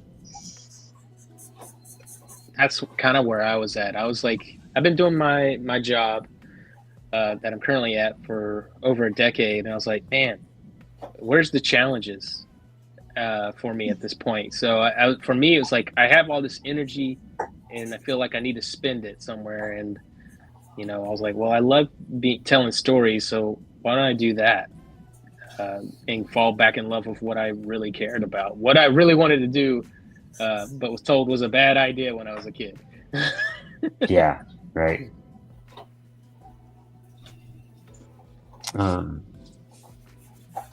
Yeah, it's kind of crazy. Like, I mean, even now, I feel like I'm trying to get more disciplined with my writing because I'm now at a point where I'm like, I love drawing, but like, what's really going to advance me more is my writing at this point in my career more than anything. Like, my art will probably like eventually I could do something with, but it's not there yet.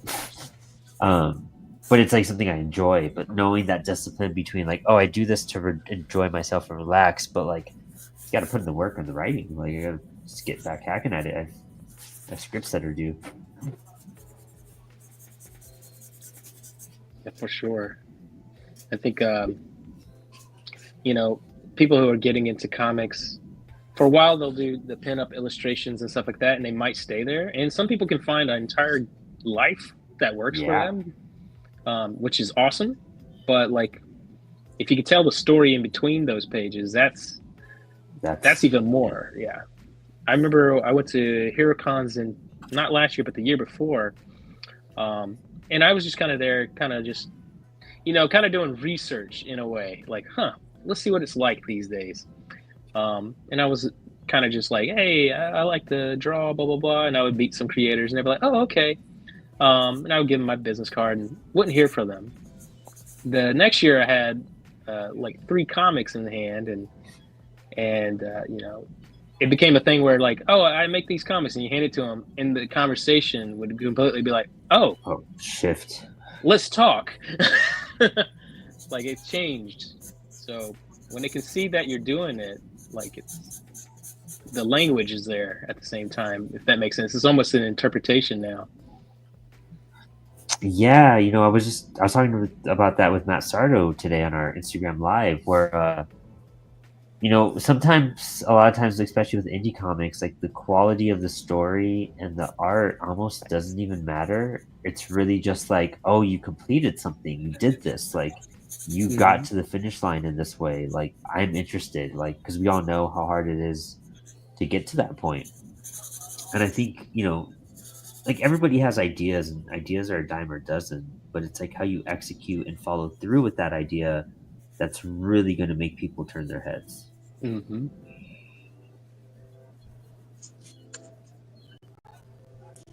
That's why when I even have like pitches come to me for Apollo, they're just like, I have this idea, and I'm like, cool, like make it happen, and then like let's talk, let's prove that you can do it. Yep. Because so many people will just crumble after their second. Sometimes they'll do one book, but then their second one may never happen. But you got to figure out the people that could tough it out and do more. Yeah, it's putting books together is way harder than I think people would. Especially like the main public. They're like, oh, it's just drawing. It's like no, yeah. Most people have a hard time just drawing. Yeah. Now make a story out of it. Yeah. I mean, Rick Lopez just said, I don't know what's the end game of churning out fan art. I'd hate to be stuck chasing the next IP craze over and over. Yeah, dude, like I don't get that. Like it just, I mean, and with what we do on Spilled Ink here, like we always choose themes and prompts, but that's really just to like, I'm on an educational road, so it's like, okay, let's challenge ourselves. And a lot of the times this stuff is challenging because I'm like, I don't know what I'm gonna do, how I'm gonna pull this off. I've never done it before. But like, this is just like year one, like we're gonna be turning up comics on the show soon. Like, that's the goal of it all. How do we get people making comics every week?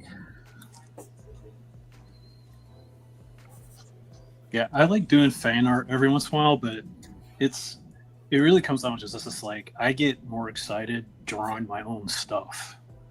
Like there's something about drawing your own characters that is just so much more rewarding than just drawing fan art. Like it's fun, but it's just like, I don't know. There's so much out there that it's just like I'm just adding to this giant pile. I'd rather kind of make my own pile that's all about me. Yeah, no, honestly, it's almost a crutch in a way. You know what I mean? It's a safety net. Like, what the end product's probably going to be. And not to say it's bad. Like, I want to get good at drawing Spawn and Batman, and Rick Lopez drew me a dope Spawn, which I love, which I just cherish. But like, you gotta. That's for fun. Like, that's the fun. That's the mindless. I gotta turn off my brain type of thing. Not the okay, I'm serious. I'm gonna be an artist and make comics. Aaron Lee just said, "You're the only one who's going to make your story with your characters. Other people will keep drawing Spider-Man." That's right. That's exactly it. Like, commissions have been fun though because it does get me to like think out of the box for like I had one commission that I just posted the other day, and it was like draw Stingray. I was like, okay, who is Stingray? And I looked it up, and I was like, oh, okay. I was like, well, what fun has this guy had? And I was like, oh, okay, he had a big pivotal moment with Iron Man. So I was like, but Iron Man won. I was like, hey, guy, I'm going to make it where he loses. Is that cool? We make Stingray the winner. And it came out pretty good. But it is fun because you're like, the challenges of like recreating someone's ideal character. And then can you match it? And my goal is always, did I make the person happy? And I always hope I do because I want to be excited about the work, but at the end, I want to make sure that the person buying it is like getting the whoa factor. And yeah, that's the fun part about that type of stuff. Oh yeah. But I'd rather tell my own story. It's like as a writer, where you choose a prompt and you're just going to write off and make a story off that prompt. It's probably not going to be what like you want, but you probably did that for practice to be like, can I do this? Like, can just proving something to yourself more than anything. Right. I mean, like that's why I like drawing Batman because to me he's real challenging. So like every time I do it, I do him different, and I know I'm learning. I'm getting better at like figuring out like the cowl and like how some stuff is shaped and whatnot. And with that new Batman, it's oh yeah, it's a new challenge. And my favorite thing, I just been examining it, and like, so everyone's getting to do all these variant covers, and I'm watching, and I'm like, all these guys are doing the variant covers, and I feel like they're capturing the wrong Batman. One thing I've noticed with Dragata's version, because he's supposed to be like a 20-something-year-old guy. Everyone else is drawing him like 40, and he's the only one that keeps drawing him like a 20-something-year-old. And I was like, there's like chubby cheeks underneath that cowl. There's like a small pointy nose, but everyone else keeps doing the, quote unquote Jim Lee style of Batman for these covers. And I'm like, that's the wrong Batman. Do you know? I totally noticed. Actually, Dan Panosian had posted one of his progress, and I think on issue 1, a variant. And he's like, I didn't get, like, apparently in the details of Batman, they didn't specify, or maybe he overlooked that it was like a younger Batman. So he's like, I drew him like with a gray beard and everything. Like, yeah, see, it's like, and he had to redo it. Yeah, it's kind of crazy. Like all those variants for the first couple issues, I guess, because they didn't know what the interiors looked like, obviously. But it was just like, it's like, oh, they're all the traditional looking Batman, just with more of the new suit. Yeah, they're going for the suit more than anything. Mm-hmm. which makes sense. But this new one isn't that at all. Absolutely, it's okay. I think it's all right so far. I'm not like wowed by it, but I'm curious. I like Yeah, the pace. I can see that. I was amazed that that cover went for like a crazy amount of money. 75, right? Something like that. It was just, when I saw that, I was like, "What? That's crazy! Wow, that's pretty dope." Doomsday I like his like, art, but I was a little stunned. Rick Lopez is like absolute who? Dude, vibes, man. Like total vibes. Do I've been any of digging- you guys collect original art? I used to be a big collector in general, but like that's how I got into conventions. I knew people that collected, and that's how I got to meet like a lot of my heroes, to be honest, because they were so focused on getting signatures. But that's some original art right next to me. I could flex actually. That's just coincidentally just laying around. Check it out. I have a V from David Lloyd. I used to hang out with him at San Diego. He would chill at the table that I hung out with. Cool. And so I would hang out with David Lloyd, and he did a Swamp Thing for me that's hanging on my wall, which is super rad. But I have this question from Bruce Timm, which came out. I love how he has the question mark behind him too, and like around his neck. But this is one of my favorites. And then I also have a Spawn Bruce Timm drawing too. And actually, I have Rick Lopez's Spawn drawing with my Bruce Timm Spawn that Todd McFarlane also signed. Oh wow! But hey, just brand Rick Lopez right now. Oh wow, But yeah, that looks great. yeah, Bruce is. He was kind of an ass when I got this though, but it's Bruce Timm for you. That's what I hear. Well, he was upset because I went up there with a friend, and they were just. We couldn't get two, and I wanted 2 sketches, and I was like, they're doing random. That's what it was. They're doing random sketches. So your luck, if he chose your drawing, that means you would get it, and if you would find out if he did it or not the next day. And so I was like, oh, dude, do a Spawn and Swamp Thing, like see if he does it. And he turned out that he did both, and I went to go tell them, and they're like, oh, he did Spawn and Swamp Thing, and then they're like, oh, you guys are together? And we're like, yeah, exactly. And they were super upset because they try to make it to where that doesn't happen. And I was like, I'm sorry that he chose both characters we asked. Like, I mean, there was a randomizer, right? Like, you didn't decide this. This is on you guys. Get mad at me. Don't know each other, please. Yeah, right? It looks fixed. So I don't know. I got a Swamp Thing on my wall too from Bruce Timm, which is kind of rad. I have some other pretty stuff sick. too, but it's all over. That's really sick, though. I got lucky for a little bit. I like a have Nick Darrington sketch and whatnot, or Mark Bagley and stuff like that. I have a Tyrell Cannon Jubilee that he did for Inktober, which is really sick. I love Jubilee, but I love how he did it. And then I have a Zoe Thorogood page from Rain. Oh man, That's all I got so I far. don't have any pages. I wish I had pages. That'd be cool. I wish I had the money to collect it. There's some really cool stuff. I do have like a lot of like I don't have a lot. I have a few sketches from artists. I recently got this for my birthday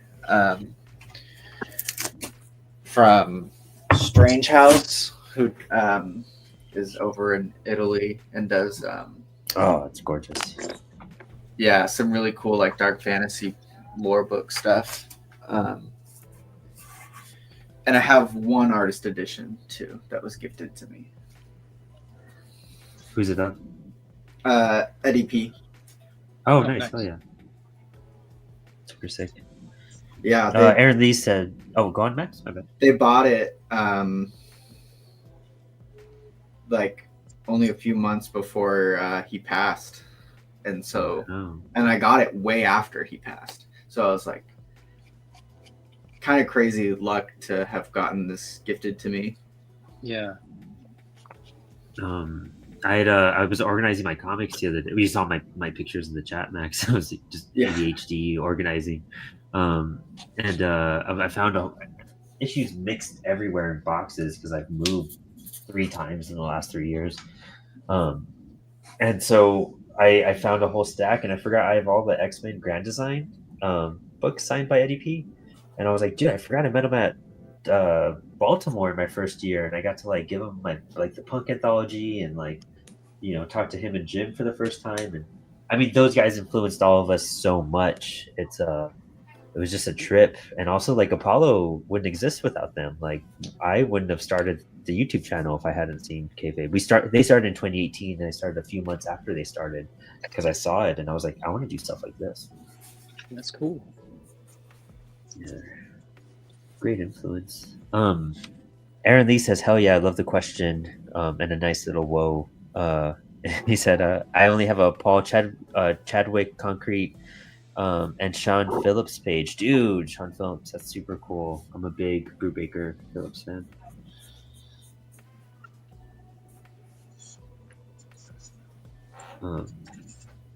For those who don't know, like even at my local comic book shop, 4-Color Fantasies, they do a sketch cover literary drive, which anyone can like message them and contribute a sketch cover to go towards literary literacy here in Winchester. And they raise more money every year. They're really great people, and so 4-Color runs this auction, and they get sketch covers from everybody, dude, from indie artists to like Sean Phillips to like, I mean, the stuff I've seen them get is mind blowing because he goes to cons and a lot of artists are always down to contribute something to it. So I've seen some wild art since I've been here too, just on sketch covers. Every time I go to my shop, Eric is like, dude, check this out. Like, it's always really exciting. That's awesome. Yeah. Yeah, if anybody wants to participate in something like that, shoot me a message, shoot 4-Color Fantasies a message on Instagram. Goes towards a good cause. Cool. You can donate some art, and they like show it off and auction it, and it's great.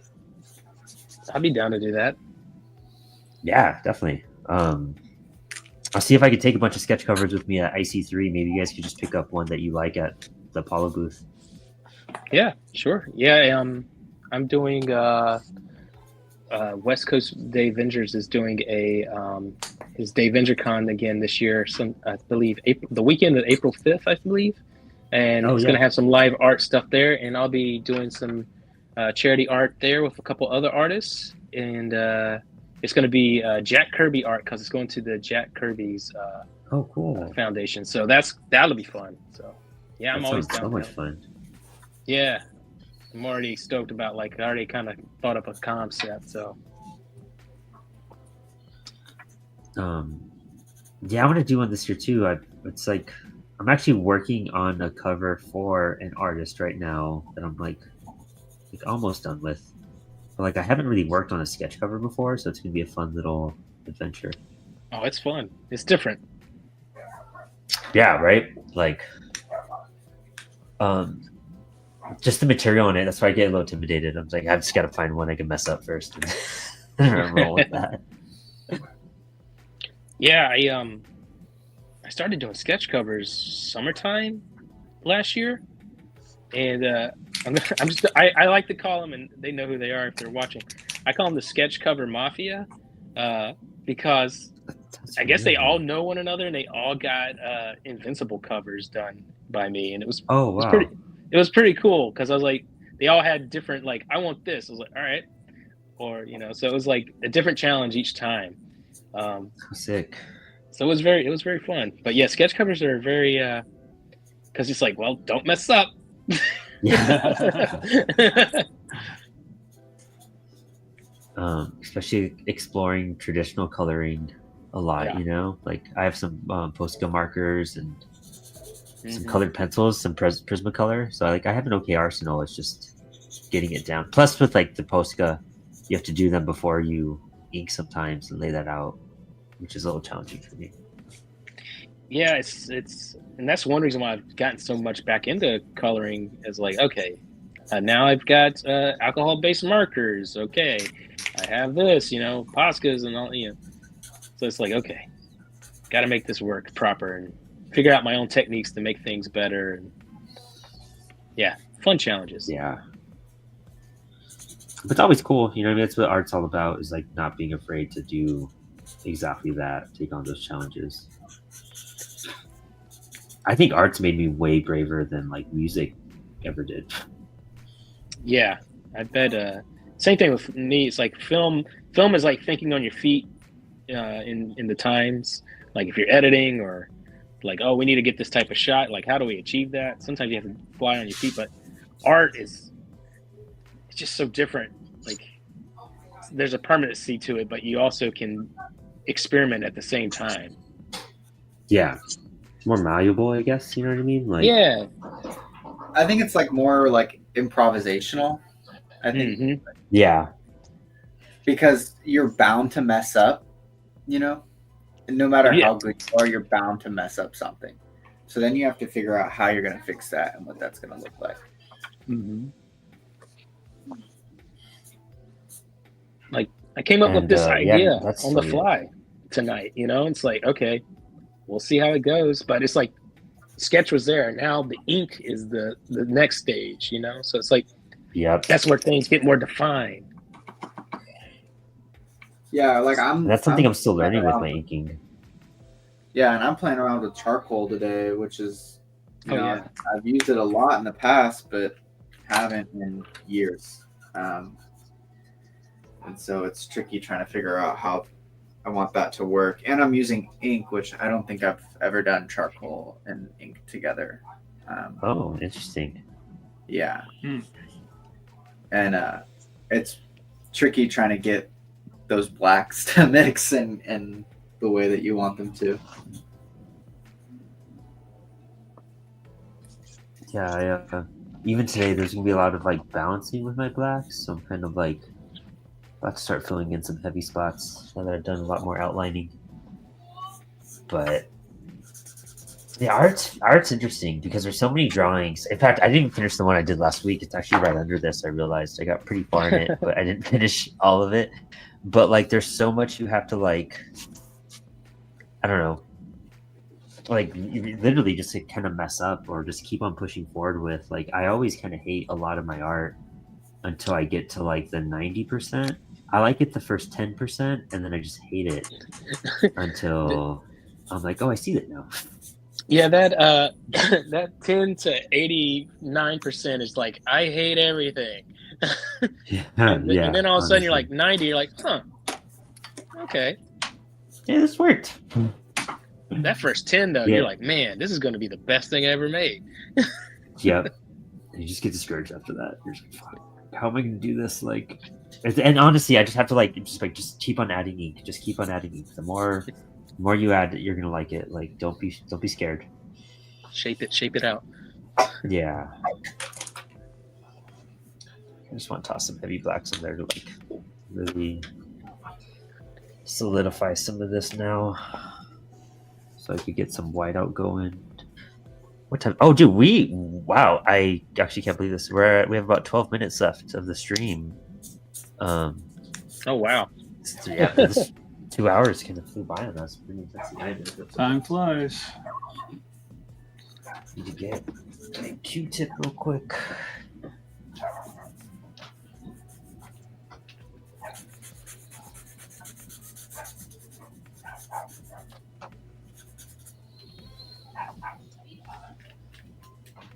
What is this music from? Oh, dude, it's just StreamYard. It's just like lo-fi. Awesome YouTube lo-fi thing. Yeah. Honestly, it just helps with like the flow. I think just having that little bit of noise there in everyone's ear seems to make everyone a little more focused and like also relaxed.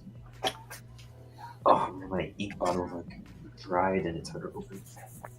Yeah, I usually have some type of background noise in general when I'm putting art on. So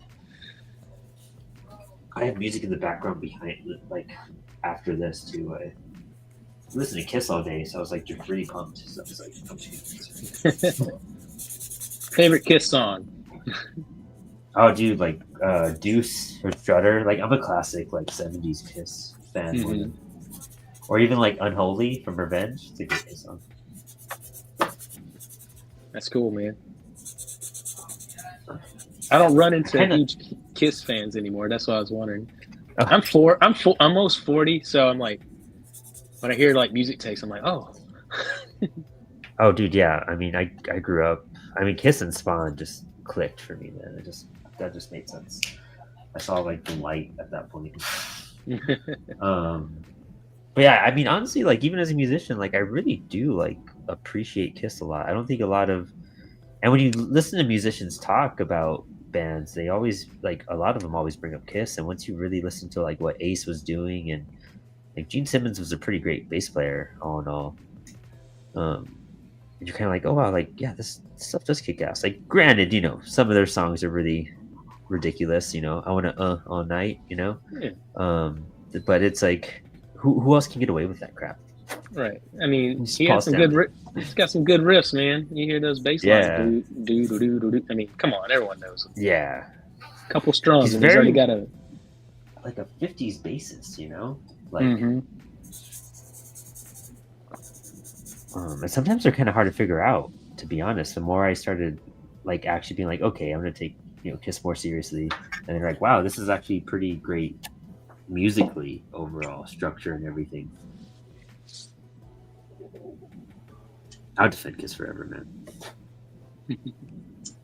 Honestly, I hear more like not musicians say they don't like Kiss than musicians say they don't like Kiss, you know? I would imagine that at this point they've probably become like what do you call it, like an artist or a musician's musician. Yeah.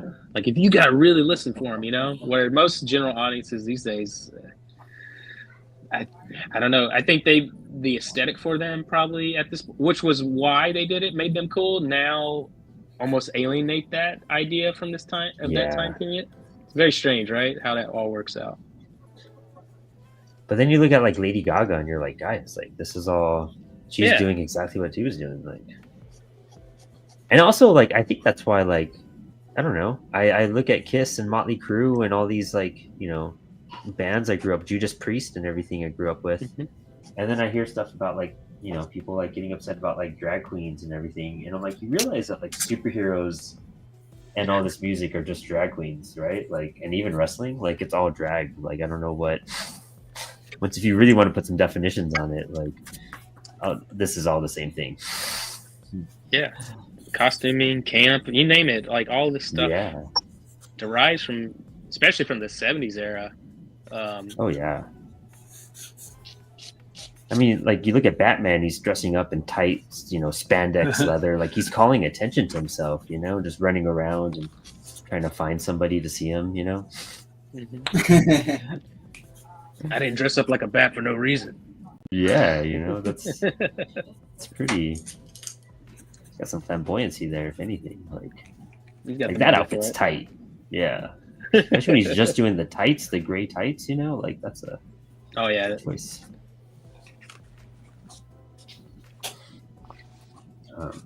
Let me go do it like that. That might make more sense. Huh. I'm about to black this up so much.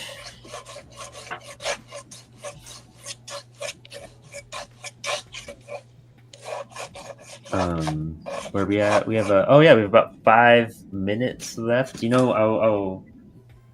can start doing our little shout outs and everything, and we'll focus on some art. Anthony, why don't you show off what you're doing? Wait, can you see that better? I don't know. Yeah, it looks great. Looks super great. Dang, dude, that's awesome. I love the gray in the background. Yeah, bust out some watercolors. Kind of trying to push the sketchiness of it, and playing with my brushes. That's great. I mostly work digital, so it's just like, I'm working on Oh. paper. I'm gonna go nuts with the ink. Dude, I would have not have imagined that. It's super great. Hell yeah. Yeah, this was fun. Super Thanks great. for inviting me, man. I've never drawn this character before, so it's just like, Oh, sick. kind of cool. Yeah, dude, Yeah. killer job. Yeah, definitely Um, gonna draw him again. You want to throw out any promo stuff? Yeah. Where to find you? Anything to check out? Where we can Oh find yeah, your just work? Google me, Anthony Pugh Art. My website's anthonypughart.com. I'm on the Instagrams and all the social media. Unfortunately, Vibes. I hate social media, but I try to post as much as I can. And yeah, I'm going to be at the con next Saturday with a bunch of books, original art, a bunch of prints, and a new self-published book I made called Doomstar, which is just a big dude with a sword fighting monsters. Oh yeah, Alright. Me dude. just having fun drawing stuff, and yeah, just looking forward to meeting new artists and writers and creators and stuff, and hanging out in New Haven. Hopefully, get some pizza because Yeah, everyone talks about the Pizza's- pizza there every it's stream, really man. good That's hilarious. in New Haven. I don't think I'm gonna make the pre-party Friday, but I'm definitely gonna try to do the evening post-party where there's an after party, right? Yeah, so there's the like everyone's gonna hang out at the hotel. Everyone's gonna be basically at the hotel bar Friday night, just hanging out, and then Saturday, I'm sure we'll either be back there or probably just down the street. So yeah, Nice. we'll all meet up. Oh, cool. Hell Yeah, thanks dude. a lot, man. Of course, no, I'm so glad that you're able to jump in. I was, we weren't connected on Instagram first. So I was like, I hope this dude sees this message because I really just loved your art. So really, really happy that you got to show up and hang out with us tonight, man. And this is to everyone. The invite's always open. If you're like, hey, I'm free on Thursday, I want to go draw with these guys, or you see a post, by all means, ask if you could come on the show. Like, I'm always excited to have guests up there because I'm always looking for guests. So, really appreciate you hopping in the way you did. But sweet Anthony, fucking hell yeah. Anna, do you want to show us what you're working on and promote yourself a little bit? I think Anna's frozen, actually. Maybe, yeah. So we'll get back to Anna right now. Jeremy, you want to... Sorry, Oh, I keep there you go. cutting out really bad. There Yep. you go. You can see it. Yeah, man, that looks great. Oh, the texture on the sleeve is so cool, dude. Yeah, it was Like your fun little to, bat it in was the fun to corner. draw. Yeah, I kind of got to the end and was like, he needs a little friend. But yeah, no, it was fun drawing. Not just drawing digital because I also pretty much stick exclusively to that now. So it was nice change getting to draw traditional again. Hell yeah, dude! Great job. Man, I love both of them. The other one's so dorky and cute, like ridiculous. Where can we find your stuff? Or if you want to talk about, just tell people what cons you have going on right now. Yeah, you can find me pretty much on Instagram. I'll also be at IC3 next weekend. I'm excited for that. Have on my books and prints, and then yeah, I don't have very many shows coming up after that this year. I'm taking a little bit less time to do shows, a little bit more time to do comic stuff. But I'm excited for next weekend. Yeah, dude, I'm so hyped to see you again. It's gonna be a great time. Yeah. Hell yeah, Anna. And then keep us posted on your second book. I'm gonna be so excited to help promote that. Yeah, for sure. Jeremy, why don't you tell us what you have going on, where to find you, anything upcoming, anything you want to promote? Sure. So let me try to get this in this shot so you can see what I got so far. He's looking pretty gnarly, a little sensual and dangerous. Oh, that's great. What I'll be doing is I'll be at IC3. You'll see me in room 3, table 2. So you can come visit me. I'm going to have exclusive stuff like that Chrono Trigger print, pin, and sticker. I'm also going to have my first, my Batman Year None narrative sketchbook available for people to pick up. I'll have limited runs of everything. So if you want it, come get it right away. That stuff will be there. And then I'll have a bunch of other books and things like that, and other prints and original art and sketch cards available. You can find me at jeremyheiler.com, or you can go to my Instagram. It's probably the best place to find me these days, at jeremyheilerart. And yeah, I'm working on my first original comic book. It is called Virulent. And like I said at the top of the show, it's a what if Sailor Moon became Darth Vader? That's my pitch for you. Love it, dude. That's so sick. Dude, I love hearing about everyone's projects. The hard part for me next week is going to be like, all right, I only have so much money. Like, what can I trade with people, and like, what can I get? Like, I'm so hyped to support everybody. Man, I'm so glad we got to connect, dude. You know, and like I said, the invite to be on the show is always open. Or if you have a project, or like, you know, Life on Saturn told us the other week, like, hey, dude, I have a con for coffee, I have a convention for this and that, so I have these themes, and we just ran with it, and we did space baristas. So it was whatever you got to do. You know, we're always down to draw it here on Spilled Ink. But I appreciate you, man. Super glad, super excited to meet next week. Yeah, pleasure. It's been awesome. I enjoyed this. Oh yeah. Max, you want to plug the stuff you have going on right now? Yeah, sure.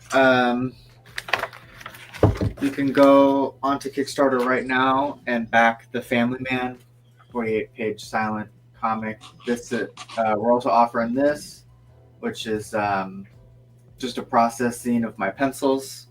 And then we have the full color book. We have shirts. We have all sorts of stuff. So go check that out and back that now. Oh yeah. And right now Apollo City Comics is currently running It's a Horror Show, the found footage anthology. We just need 3 more backers on any level, and we're going to include mini comics from both me and Jade. Corpse Flowers, the mini comic I drew. It's going to actually, Max is going to draw the series, so it's going to be really exciting. So I drew this just to promote it. Really happy. It's my first actual comic that I drew in general, so pretty hyped. And Corpse Flower, the pitch is The Crow meets Scott Pilgrim. So there you go. Excited to get that going. And you know, Apollo is going to have a bunch of cool stuff. I'll have the Punk anthology, our first book there. The first time appearing is the Broadcast Dialogues, a 8-page prelude to a space opera I'm working on with Jeremy John Henson and Bob Little. This Comic Kills Fascists, our new political resource book. Teenage Babylon is actually in print for the first time in a bigger format. And we'll be running a dual Kickstarter starting next Tuesday for Kick Out the Jams, a music anthology, and One Hitters, where you can get 2 anthologies, $20. Really excited for that. It's only going to be 1 week long. And you'll find your first story of the high adventures of Weed Wizard and Bong Boy in that. And you can find this foil poster at IC3, both at the Apollo table and Evan McGuire's. And as always, I drew tonight's work on the CWS blue line paper, which is always fantastic, and actually took in these black heavy inks really well tonight. We'll be slinging that. We'll be doing raffles next week. We're actually going to be giving creators a sample page so they can check out the blue line paper. And then we'll be raffling off 2 sets, 1 in person and 1 will get mailed post-con. So if you guys are excited for some blue line, affordable blue line paper, we'll be having it, slinging it there at the con. Nice. And other than that, if you all need any questions, anything from CWS, please feel free to hit me up. I'm always down to connect with our creators and talk about ordering, trying to get you guys the best value and understanding of what we offer. So I'm always available for you guys. And thank you all so much. I'm so excited for next week. I can't even express that enough. Yeah, stoked. Oh, and here's my drawing. I guess I didn't talk about that. Yeah. I'm working on the cape right now. Oh. Got this going. A little pose. Kind of got more evil NOSFERATU. I'm going to throw some white out on it once I do some more heavy blacks. But pretty excited about it so far. Yeah. Well, thank you all so much. And everyone, you have a good night. Bye.